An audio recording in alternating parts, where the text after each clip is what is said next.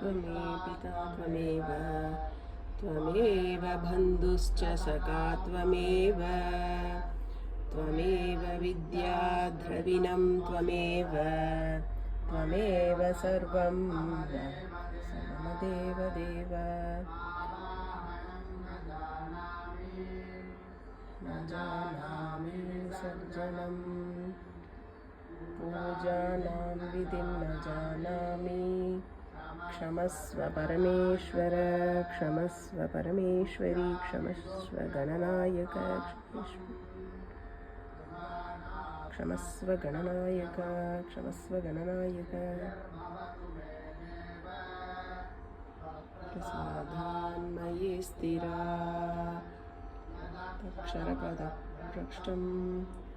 मात्राहीनं तु यद्भवेत् तत्सर्वं क्षम्यतां देव विघ्नेश्वर नमोऽस्तु ते श्रीविघ्नेश्वर नमोऽस्तु ते सर्गबिन्दुमात्राणि पदपादाक्षराणि च न्यूनान्वितानि क्षमस्व गणनायक क्षमस्व गणनायक अन्यथा शरणं नास्ति त्वमेव चरणं मम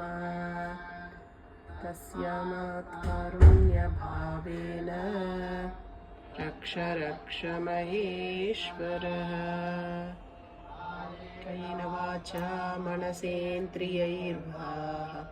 बुद्ध्यात्मना वात् प्रकृते स्वभावात्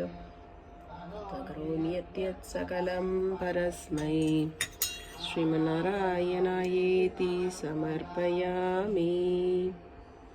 ॐ श्री